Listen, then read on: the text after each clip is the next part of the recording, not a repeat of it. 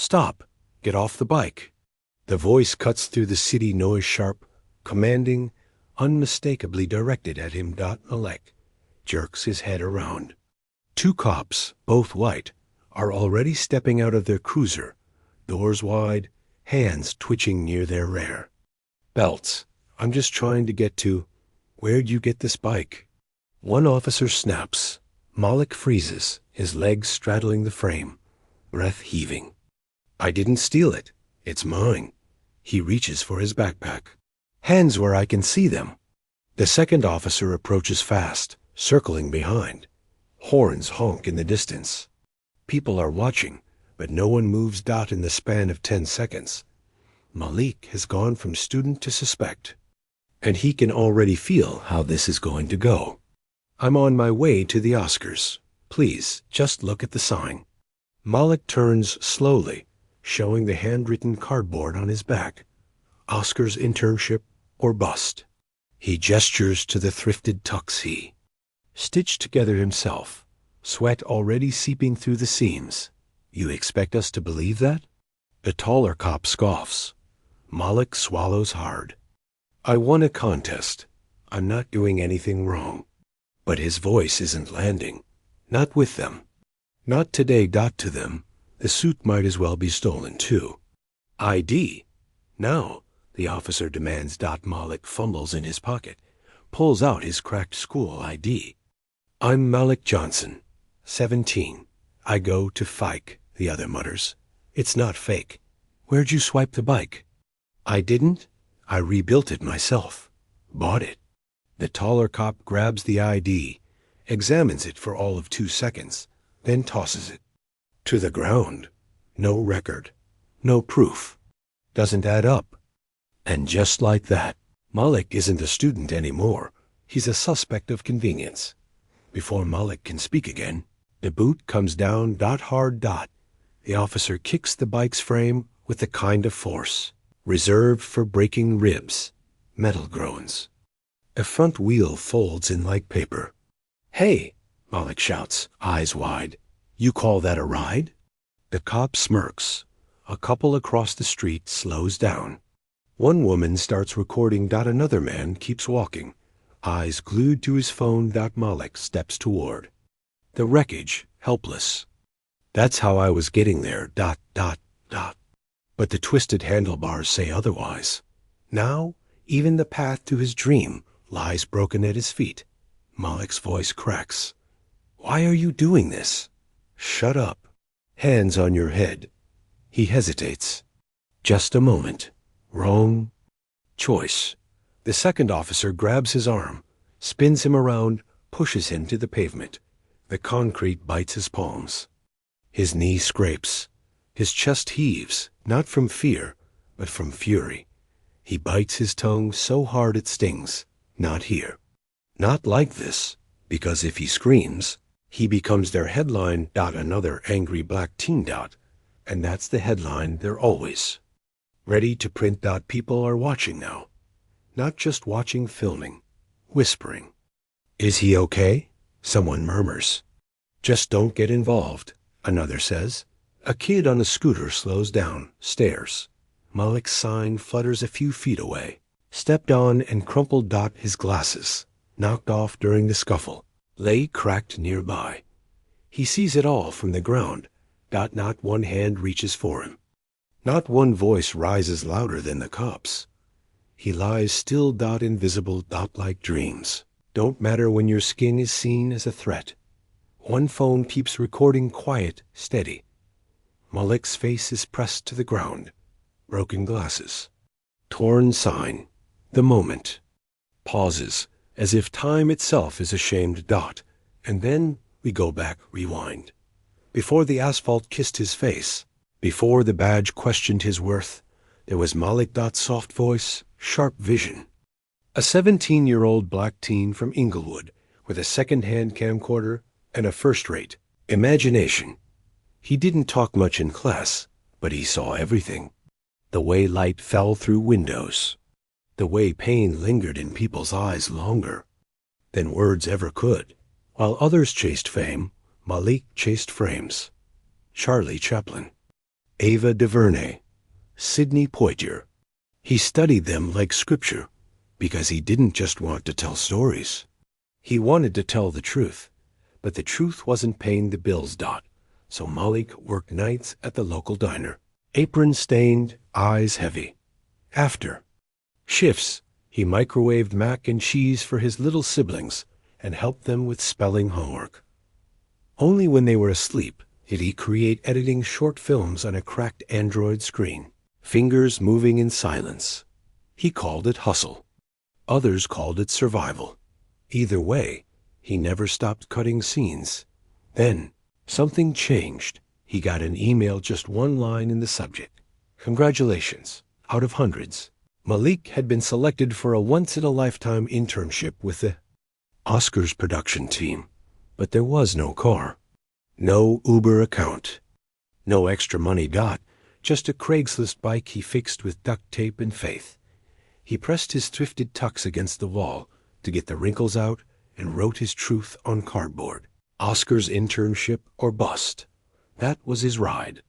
That was his dream. The tux didn't fit quite right. The pants were too short, the sleeves too long. But to Malik, it felt like armor. He straightened the sign across his back, tapped it twice for luck, and whispered, "Let them see me." It wasn't just a slogan. It was a protest. It was poetry. Every stitch, every step, every letter scrawled in Sharpie dared the world to make room for a story like his. As he pedaled toward downtown, the air changed. Car doors locked when he passed. Joggers glanced over their shoulders, tightening grips on phones. A woman shielded her purse. No one said a word, but Malik felt it. Every cold look, every sideways glance, like the road to the Oscars, had checkpoints his skin couldn't pass. Even before this day, Malik had heard it. From customers at the diner, "You? Hollywood?" From a teacher, "You sure that program's real?" And beneath it all was one message, never spoken out loud. Black boys don't dream this big, but he did. Malik watched from the back of the classroom as Ms. Reynolds announced the lead for the upcoming media project. "Jordan will be heading the team this time," she said.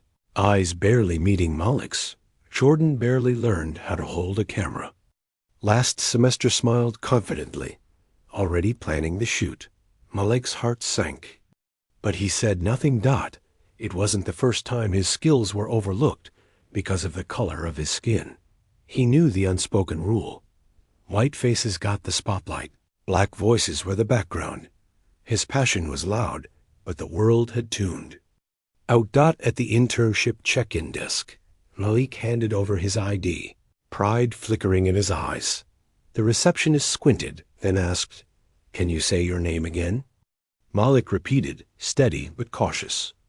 "Let me see that ID one more time," she said, pulling out a magnifying glass, examining every detail. "Are you sure this is you? It doesn't match." With every question, Malik felt smaller, as if the very achievement he fought for was being questioned. No warm welcome awaited him. Only suspicion wrapped in polite words. Riding through downtown, Malik felt the city's pulse, but it wasn't kind. Cars blared horns aggressively, drivers shouting, "Watch where you're going, boy." From open windows came slurs sharp enough to cut. A shopkeeper glared, yelling, "You don't belong here. Move along." Pedestrians shifted away, eyes darting as if he carried trouble. Each hostile gesture wasn't about Malik's actions, but the skin he wore. In a place full of dreams, his presence was a challenge to some and a threat to others. Malik swallowed every insult, every cold stare. He learned early that anger only fed the fire, so he kept quiet. Each slight felt like a silent slash, invisible but deep. "Don't cause a scene," he told himself over and over, but the weight built a heavy chain of microaggressions tightening with every step. He bore it alone, a quiet testament to resilience in a world that tried to erase him. On the surface, Malik smiled and nodded, polite and composed, but beneath, Frustration simmered. Every dismissal felt like a crack in the foundation of his hope. He clenched his fists when no one watched. Breath deep to quiet the storm inside. The repeated injustices weren't just moments. They were barriers. Barriers to belonging, to opportunity, to being seen for who he truly was. Malik's spirit was strong, but the silence was starting to weigh heavy. By the time the officers stopped him on the street, Malik was already frayed. Years of silent struggles pressed down, threading through every breath. This wasn't just about a bike. It was every look that said, "You don't belong." One more injustice, and something inside him was ready to snap, ready to fight back. "Face down now." One officer barked, slamming Malik onto the hard pavement. The world around him blurred as the weight of authority crushed him beneath their hands. His bike, the only way he could chase his dreams, lay mangled frame, twisted like discarded metal. Phones emerged from pockets and purses, capturing every moment, but no one stepped forward to help. Whispers floated through the growing crowd, but their silence screamed louder than any shout. Malik's breath came sharp and uneven, eyes watering not from fear, but from the sting of public humiliation. He tried to speak, to tell the truth, but his voice was swallowed by the jeers and indifferent glances. In that moment, he was invisible, reduced to a spectacle by those sworn to protect. The cruelty wasn't hidden. It was on display for the world to see. One officer grabbed Malik's torn Oscar's internship or bust sign and waved it like a trophy. "Hey, you trying to be Denzel or something?" He sneered, mocking the dreams Malik carried. His partner laughed, mimicking a black actor's voice with exaggerated gestures, turning Malik's hope into a cruel joke. The crowd's laughter mingled with jeers, some joining the ridicule, others frozen in uneasy silence. Malik's chest tightened, shame and anger colliding in a storm he struggled to contain. His aspirations, so carefully nurtured, were twisted into mockery, publicly stripped of meaning. The officer's words weren't just insults. They were a bitter reminder of the barriers stacked against him, fueled by racial bias and ignorance. This wasn't just harassment. It was a deliberate attempt to belittle and erase. A fire ignited deep inside Malik. "I didn't steal anything," he yelled, voice cracking but fierce. Tears spilled down his face, not from fear, but from the weight of years spent fighting invisible battles. "Why won't you listen?" "I'm going to the internship. This bike is mine." The words poured out in a torrent, defiance cutting through the haze of humiliation. For once, Malik refused to be silent. His shout echoed through the streets, forcing some to pause, others to lower their phones in shock. This was more than a boy defending himself. It was a young man demanding recognition, justice, and respect. The fragile line between victim and fighter blurred, and Malik crossed it with trembling hands and a steady heart. Suddenly, a sleek black SUV screeched to a halt, slicing through the tension like a sharp blade. Heads turned. As the vehicle's door swung open with authority and purpose, the murmur of the crowd dropped to a hush. From the shadows stepped a figure whose presence commanded attention. A man who knew the power of stories and the pain of being misunderstood. The moment shifted, charged with unspoken promise. Will Smith's gaze swept the scene. Malik on the ground, his broken bike, the officers caught mid-mockery. The crowd stilled as if time itself had paused. The officers froze, caught off guard by the arrival of a man who symbolized strength and dignity. That no words were exchanged yet. The air crackled with tension and expectation. Everyone waited, some holding their breath, others raising their phones, not for entertainment, but for justice. Will's presence wasn't just celebrity, it was a silent rebuke to the cruelty on display. Will stepped forward, voice calm but sharp. "So, breaking bikes is part of your patrol now?" he asked, eyes locked on the officers. The words carried weight, exposing their abuse of power in front of a growing crowd and countless cameras. The officers shifted uncomfortably, their confidence crumbling under the scrutiny. Maybe it's time to rethink how you do your job. Will added, voice steady and commanding. The mocking smiles faded without another word. The officers began to retreat, their authority undermined by the undeniable force of accountability. The crowd murmured approval, a wave of relief washing over Malik. Will knelt beside Malik, offering a steady hand to lift him from the harsh pavement. "Are you okay?" he asked gently, meeting Malik's eyes with genuine concern. Malik nodded, pride flickering despite the pain. Helping him into the SUV, Will became more than a bystander. He was a protector, a symbol of hope in a broken system. The cameras continued to roll, capturing a rare moment where power shifted, where dignity was reclaimed. As the vehicle pulled away, the crowd watched silently, knowing they had witnessed more than a rescue. They had seen a spark of change. Malik wasn't alone anymore. With Will Smith beside him, the path toward justice felt a little less impossible. Malik's voice trembled, but never faltered as he spoke. "I won this contest, right?" A real shot to shadow a producer at the Oscars. But the moment I pedaled out, everything felt like it was against me. Will didn't interrupt. He just nodded, eyes fixed on the road but ears wide open. They told me I didn't look like a filmmaker. At the diner, at school, even the receptionist acted like I was lying about my name. Malik swallowed hard, clutching the torn suit he still wore. Then my bike, crushed right there in front of everyone. I thought that was the end of my story. Will's grip tightened on the wheel, his silence a steady reassurance. "But you're still here, Malik, and your story's just beginning." The red carpet glittered with stars and flashing cameras, but Malik's torn tuxedo stood out like a bold statement. Beside Will, he walked steadily raw and unfiltered, his battered sign clutched tightly. Reporters whispered, eyes fixed on the boy who dared to show up without pretense, without hiding the battle scars of his journey.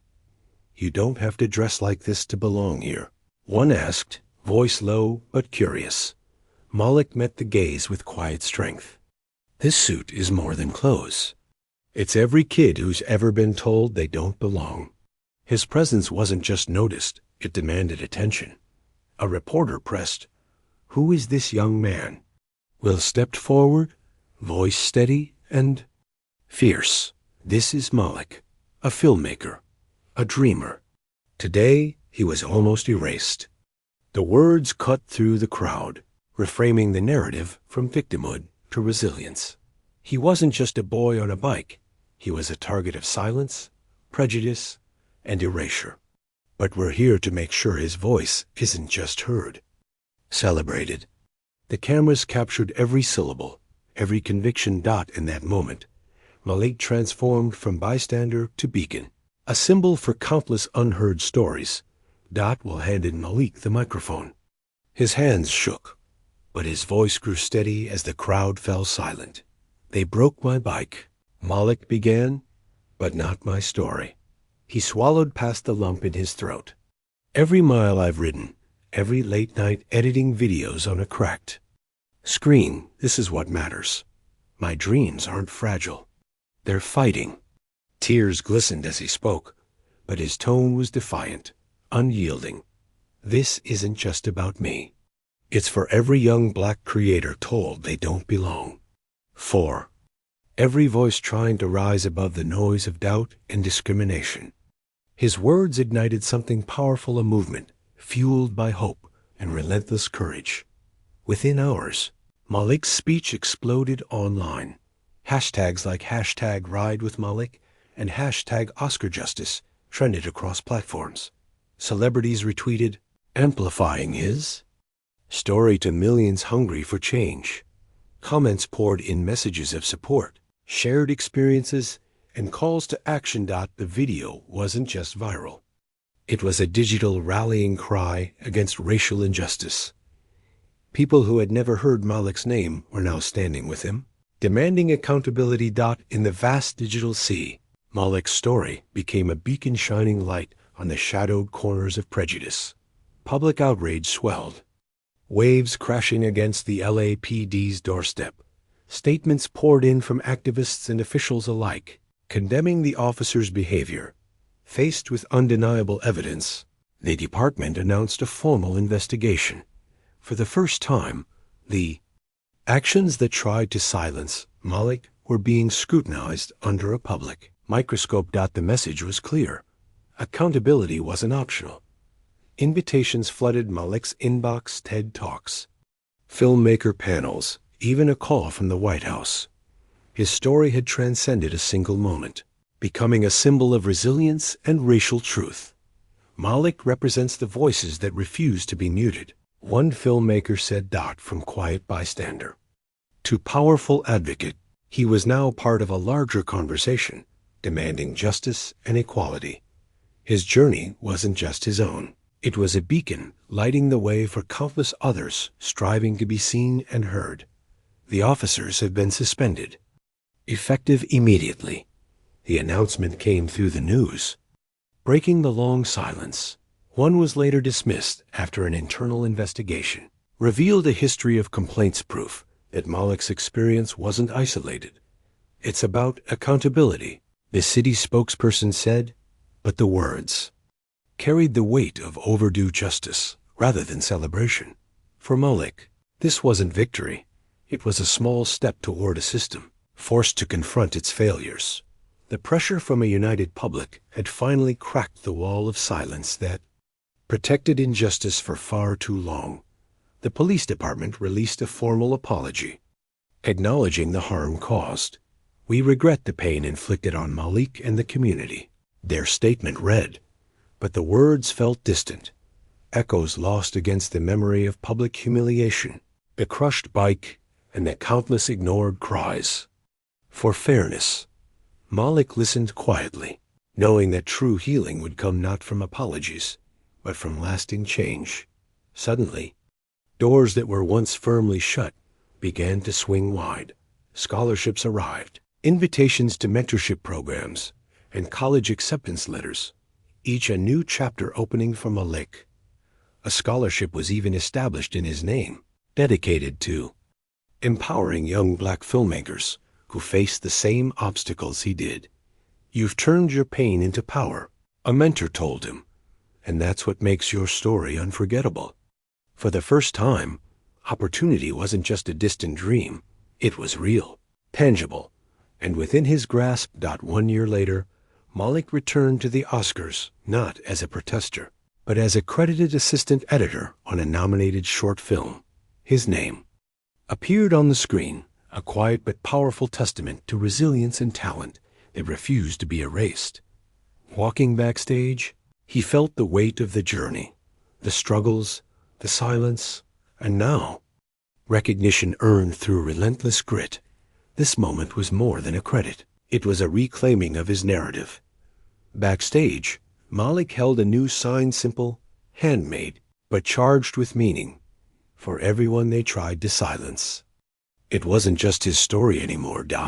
It was a symbol for every unheard voice, every shadowed dream, and every fight for dignity. As cameras flashed and the crowd roared beyond the curtains, Malik stood firm, no longer broken, but a beacon of hope and justice. Think about Malik's story. If you were in his place, would you have stood up and spoken out against the injustice? This isn't just Malik's fight. It's a challenge for all of us. If his courage moved you, show it. Drop a emoji below and let your voice be heard. To keep stories like Malik's alive and growing, make sure to like, subscribe, and hit that notification bell, because these powerful truths need to reach everyone. Remember, when they try to break your ride, walk the rest of the way. What would your next step be?